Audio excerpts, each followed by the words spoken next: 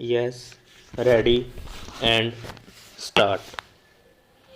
Irrigation and power form the basis of the agricultural and industrial development of our country. After the droughts of the previous 2 years, no one in India needs any reminder about the vital importance of irrigation. There is also no doubt that electricity will always be a basic element in any formula for progress. The drought has also proved that electricity is an input for agriculture. I am glad to be here because, as engineers, scientists, and technologists, you represent the future.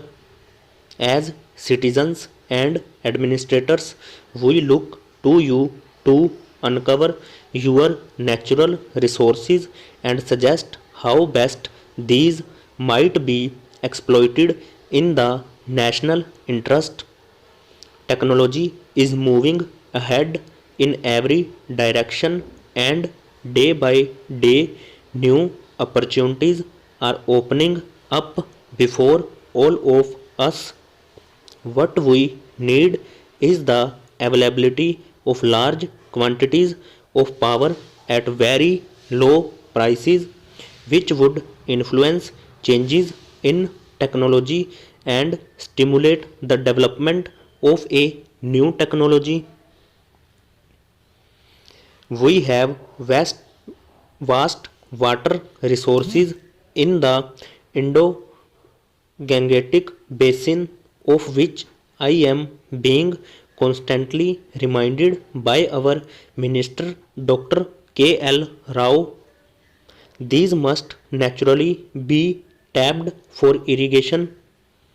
When one merely thinks of all that our institutions or a board such as yours can do, the prospects and truly exciting and open up new vistas in many areas of national life.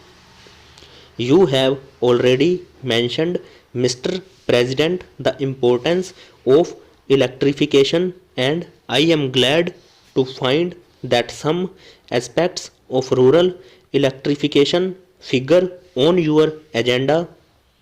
In most of our 5 lakh villages, people are still prisoners of daylight and therefore have a short working day. At one time, we hoped that we would be able to electrify at least 1 lakh villages by 1970, which is the Gandhi centenary year.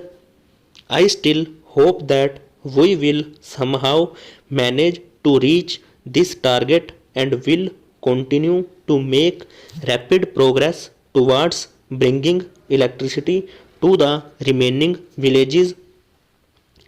Today, we are able to build a good deal of the generating and transmission equipment which is required, but we have also to improve the economics of our power generation and transmission so as to supply cheap power to needy consumers and yet earn profits on the operations of our electricity undertakings. The development of regional grids will assist in optimizing the distribution system. This will be a great help to enrich all of us and yield better and quicker results. Only a fraction of the cultivated area is at present irrigated. You, Mr. President, have remarked that we can double the acreage under irrigation so that cropping can be extended. The amount of land available is fixed, but the pressure on the available land is steadily increasing. There is no alternative, therefore, to increasing the efficiency of land utilization and getting higher productivity per acre. Irrigation is one means towards this end. It is important that we utilize fully and rapidly such irrigation potential as has been already created. I think this requires much closer association than is generally found between the irrigation engineer, the agronomist, and the farm extension worker. Planning for the utilization of water must commence at the time an irrigation project is conceived. It cannot be left to be taken up when construction is advanced or after storage has been completed. I have been heartened to hear of the good work which has been done in the Kosi area. This might well be a model along with some others to be studied with advantage. India already has what is said to be the largest irrigation system in the world, but I am told that our water management system could be greatly improved.